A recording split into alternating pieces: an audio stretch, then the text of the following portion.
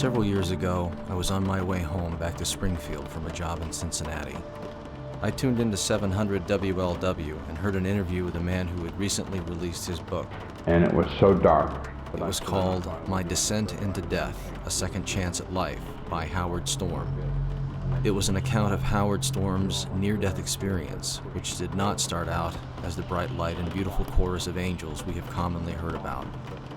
Many interviews of Howard are available on the internet, but what amazed me is that most focused only on his near-death experience and left out much of his account from his book of his time with Christ and the angels.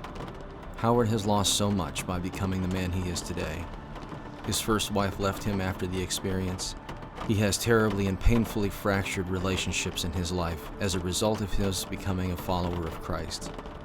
No one exhibits his artwork anymore. His income is sparse, but he follows the path that God has for him. I met with him in his home this fall to talk about it all. But before I even get into his death account, I wanted to start out with the message that is most important for Howard that you hear. When you think about it, I think rationally, why are people so offended by Jesus? Jesus is arguably, but I think you can make a very convincing argument, probably the most influential individual that's ever lived on the face of the earth. I don't think it's hard to make that argument and make it convincingly. He was poor. He never had an army. He never had any money. He was like, and yet he's been the most the individual who's changed the world more than any other person. And like his whole message was about love. So why are people so hostile to him? What I want people to know is that if they want to know if there's a God, ask Jesus. If they want to know if Jesus is real, ask Jesus. If they want to know what to do with their life, ask Jesus. Matter of fact, everything you want to know and need to know, all you have to do is ask him.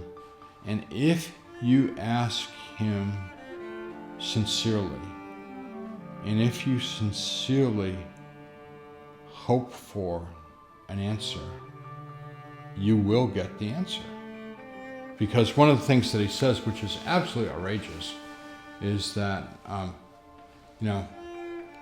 ask and you shall be given, seek and you shall find, knock and the door shall be open. And people always miss this, and then he says, for it's the Father's will that he give you good gifts. So when he does his ask, seek, knock thing, ASK, ask, he qualifies that as being only for good gifts. So if you are asking for a BMW, he's pretty much guarantee you he's not going to give you one, because he's got something way better than a BMW to give you. Before you can understand the man that Howard is now and appreciate the message he wants to share, you must have an understanding of who he once was and what happened to him. It is both necessary and appropriate to include his account of his descent into hell, and not just as a backstory, but as a frame to the living salvation he received while there. So I invite you to go beyond what simple morbid curiosity might call you to limit yourself to, and continue beyond his account there to find out the amazing story and plan of love that awaits us all.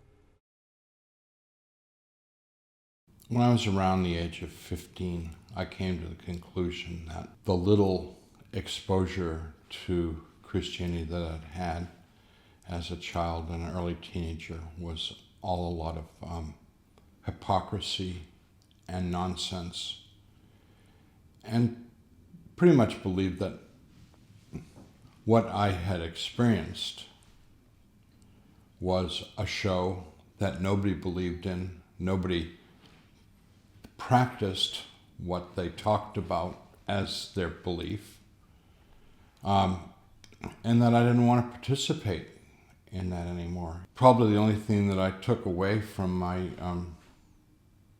religious background as a child was that it's better for us to be good people than bad people.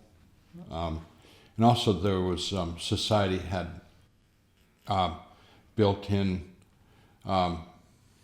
consequences to bad behavior, which I didn't want to experience. Like, I did not want to go to jail.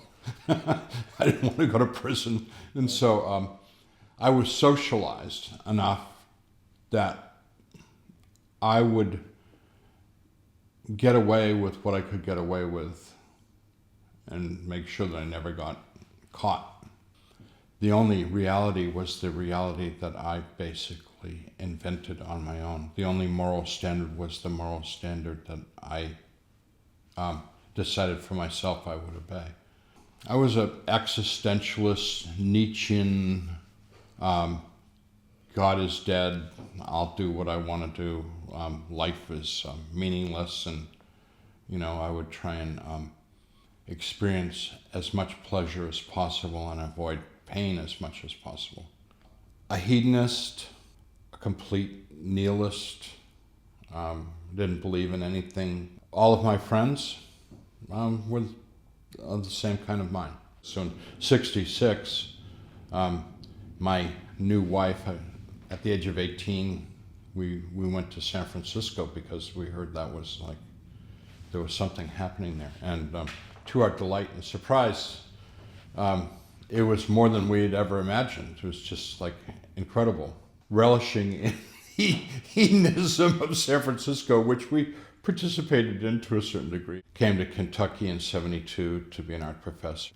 I was very successful as a professor. I got, after 3 years at the university, I got tenure and became a full professor in my 20s, which is unusual. I had 2 galleries exhibiting my work. I'd won a big award from the state of Kentucky as Sculptor of the Year. And my goal was to become a famous artist and to experience as much of life as possible and as much as I could possibly get away with without suffering the consequences. I drank heavily, was just a completely manipulative, egotistical, driven person. And as long as people didn't offend me, I was pleasant to be around. If someone offended me, I had nothing to do with them and wished them as much harm as possible. I was on a art tour with a group of students around Europe, and we were on the next to the last day of the trip, and we were in Paris, France. And at 11 o'clock in the morning, I had a perforation of the small stomach. But when it happened, it was completely unexpected and took me to the ground. So the doctor came to the hotel, knew what was wrong, told me that I had to have surgery right away, called an ambulance. The ambulance took me to the Hospital General d'Assistance Publique de Paris. Instead, they put me in a room and told me that they were getting a surgeon. The pain that had taken me to the ground, kicking and screaming, and making me feel like I was going to lose my mind, the pain was so overwhelming, got much, much worse. And I was pretty sure that this was coming to a conclusion. The nurse came in and said that they were unable to find a doctor and they would try and get one the next day. This was at 8:30 that night. And I'd been to this for 9.5 hours. And when she left the room, I knew that for a long time, for several hours, I had been living from moment to moment, trying not to die. And now I knew it was time to let it happen. I'd resigned myself to dying. Said goodbye to my wife, told her to tell my kids that I loved them, etc. And she cried. She sat down and I closed my eyes and went unconscious, which is what I wanted. With absolute certainty that would be my last sensation, my last thought. Realized that I was standing up. That was my first conscious thought, was I'm standing up, and I opened my eyes, and there I was standing up in the room that I had been, right next to the bed that I had been lying in. And my second thought, other than being conscious and having my eyes open, was that the pain wasn't there anymore. I was pain-free, and I was happy. I was so excited about that, and then I began to realize that not only was I pain-free, but I felt better than I'd ever felt in my entire life. More alive, my senses were heightened. I was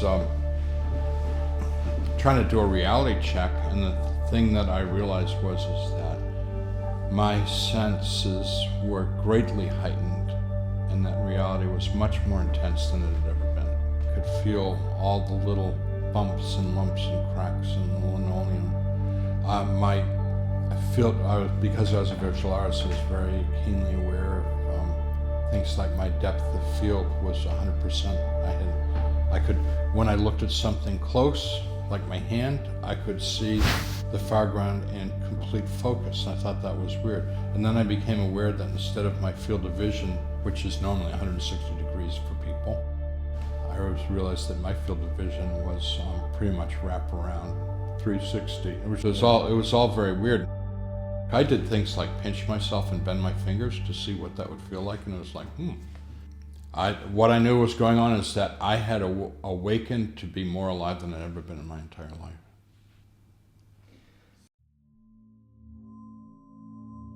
I saw the bed that I'd been in, and there was a body in it. And when I went and looked at the body in the bed, it looked like me. But I refused to believe that that was me, because I was not only alive, I was more alive than I'd ever been, and there was this cadaver in the bed that looked like me, but that couldn't be me. So I just refused to believe that that was me.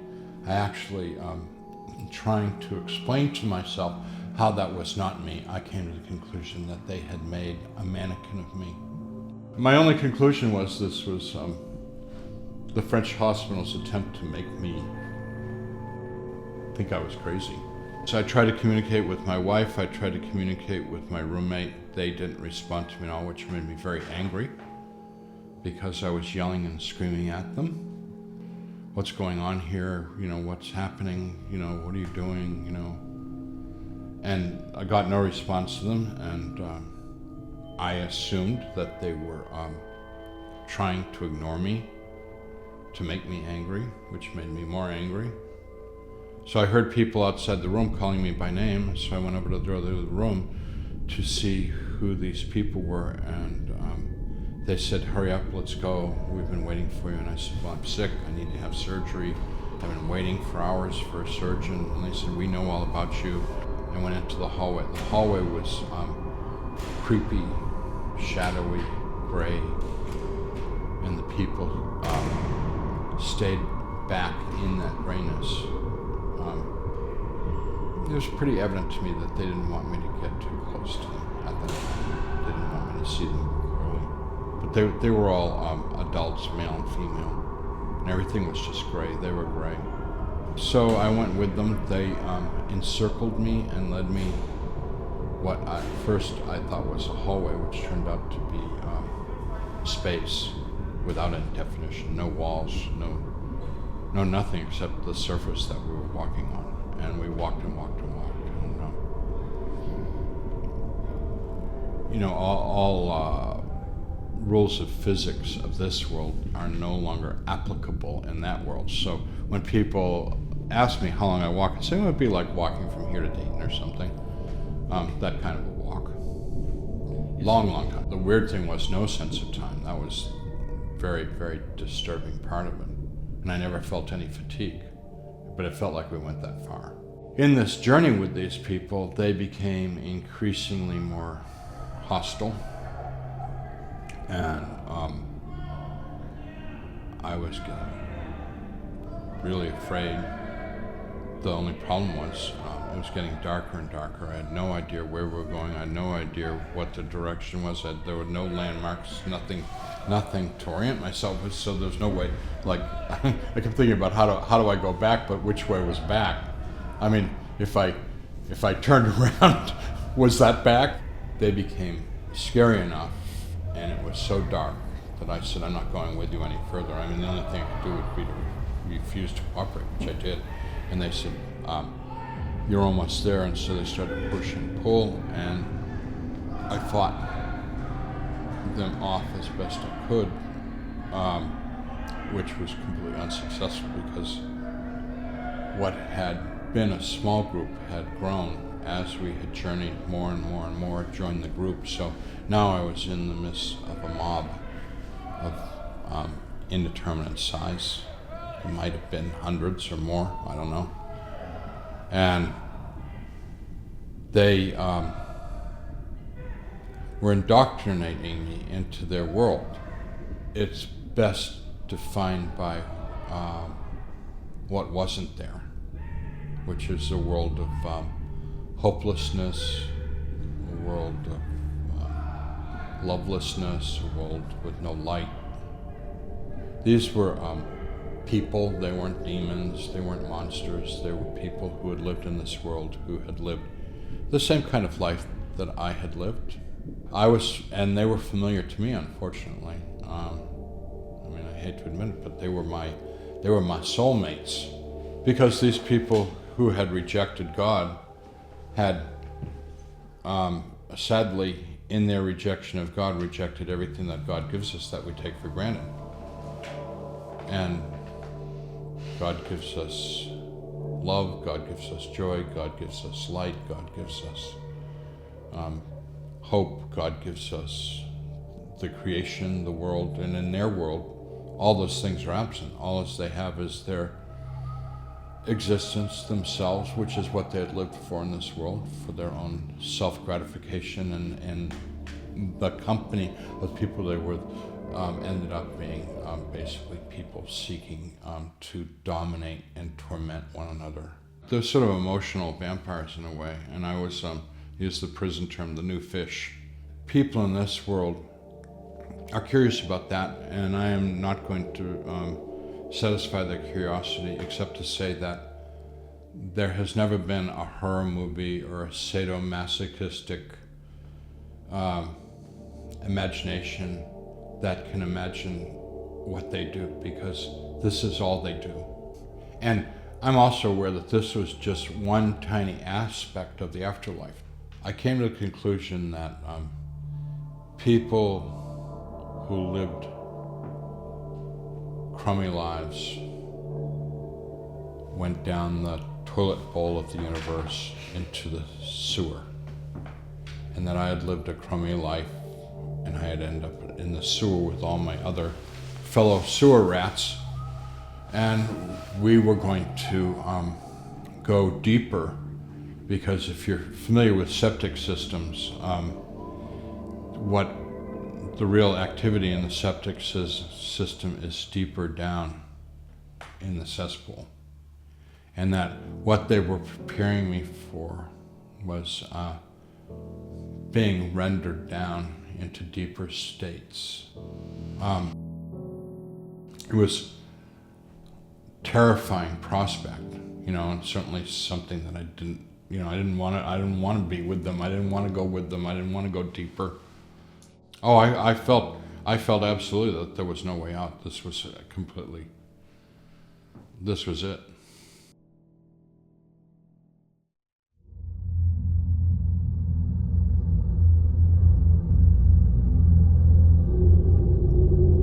Eventually, I was no longer entertaining them, and because I couldn't respond anymore, so I was just lying there, completely ripped up, destroyed physically, and more importantly to me, destroyed emotionally, psychologically. Lying there on the ground, people kicking me and getting no response from me at all anymore. I was too spent to moan or groan or complain or anything.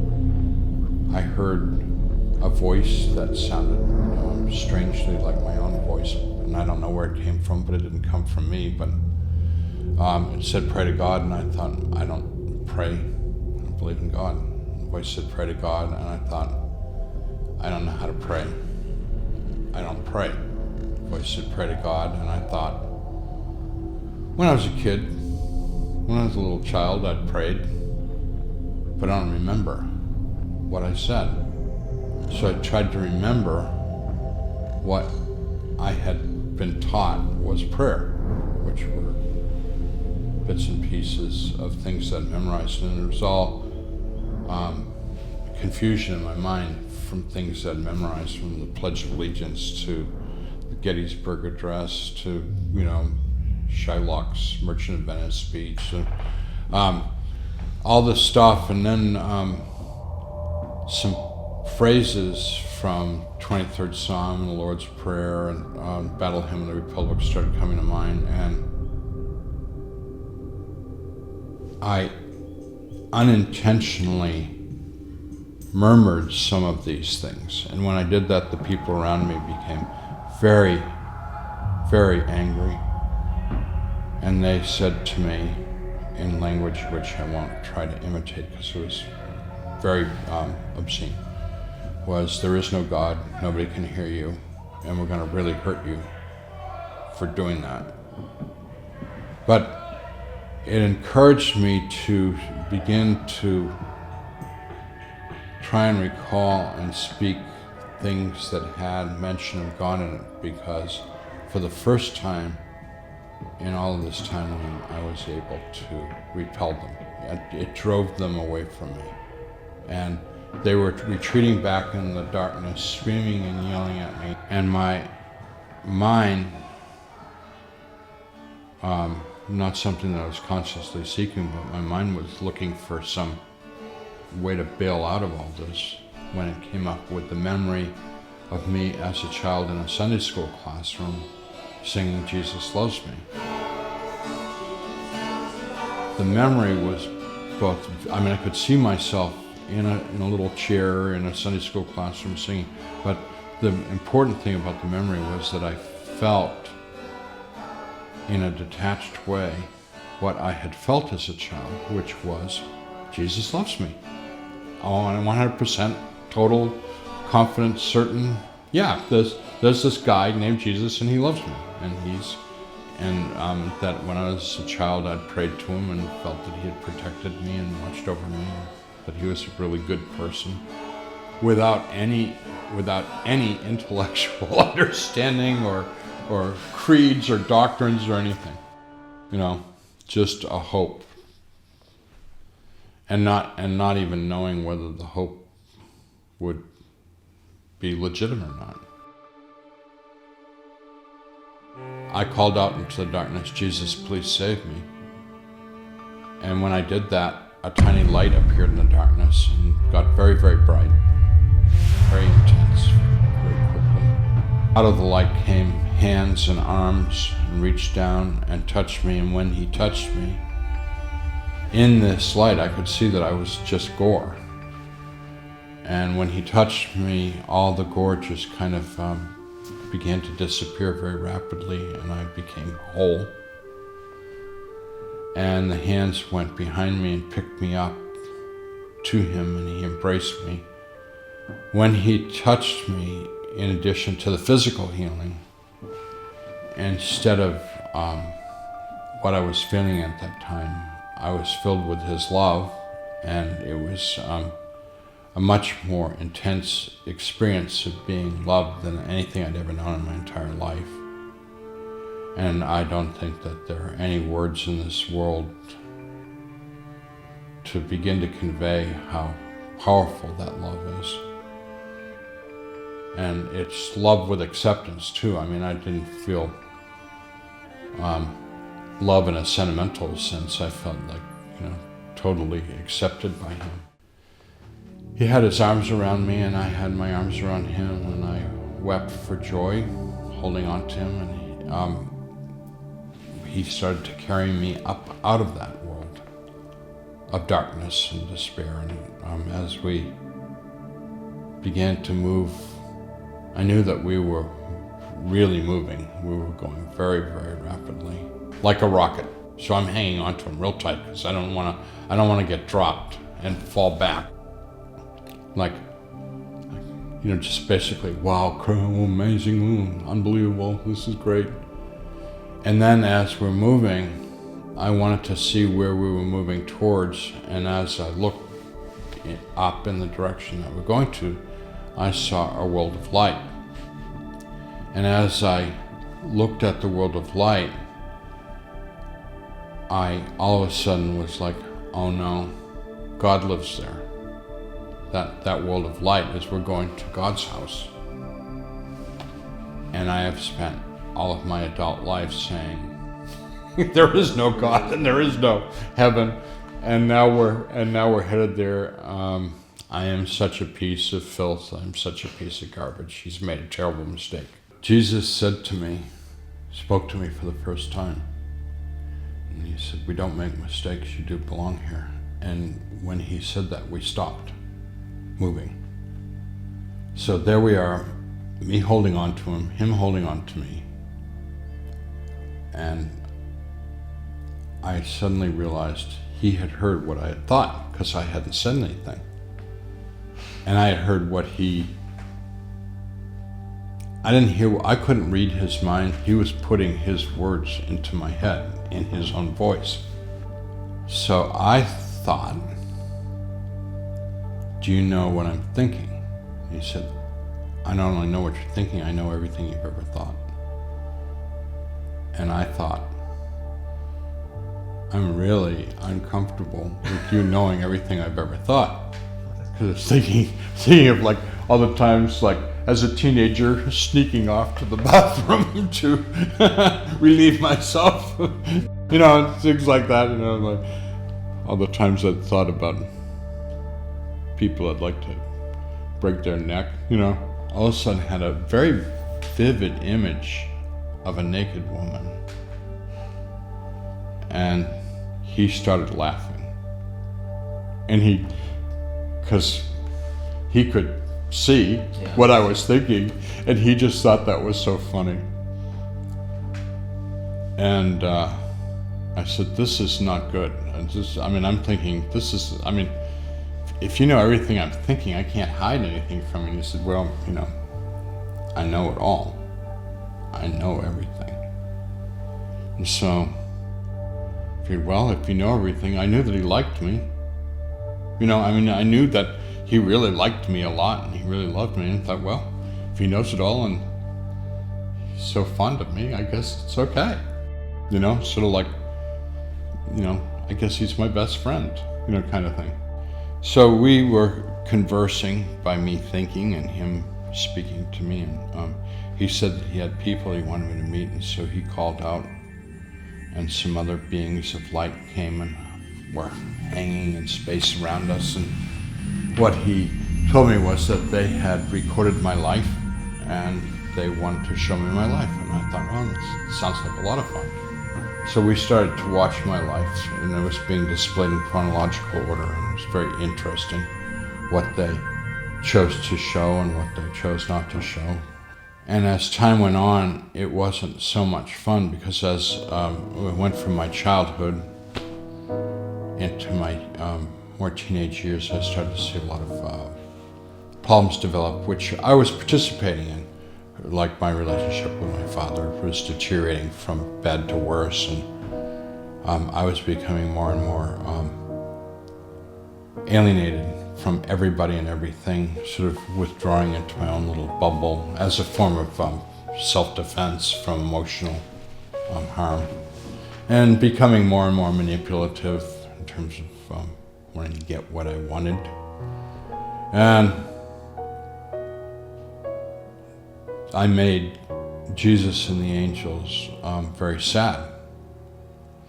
And there's a common saying in Christianity, love the sinner but hate the sin. That's precisely what I was experiencing. I always felt that they loved me and cared a great deal about me, but they didn't like what I was doing in my life, because the bottom line was, it was harmful to me. Everything that I saw as me being the victim of, everything that I could rationalize and excuse myself for doing, was of my own doing and was basically self-destructive. Like one of the examples of how he wanted to show me how I should have lived or could have lived was, I was a teenager. My father went into I had an older sister, 2 years older than I am, and he went into a room and beat her very severely. And I lay in my bed, this was late at night, and listened to it and did nothing, which I was so ashamed of. I wanted to do something, but the problem was that I knew that if I went in there, I'd kill him. And then it stopped. And he laughed, and she was in there crying.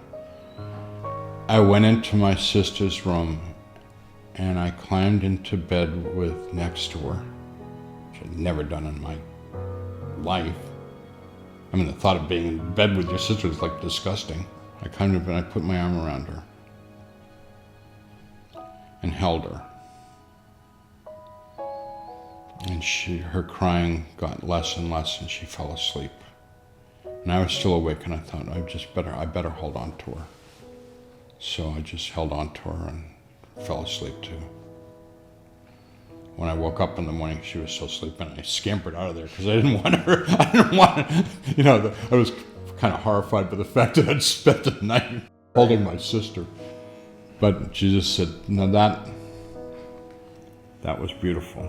He was very happy with that. So after we went through my life review, and he had completely ignored all the things that I had done that I thought were my achievements in life, and instead had shown me of all of my lack of response to other people. I was very unhappy with my life review, and he asked me if I had any questions, and I said, I've got a million questions, and he said, go ahead and ask whatever you want.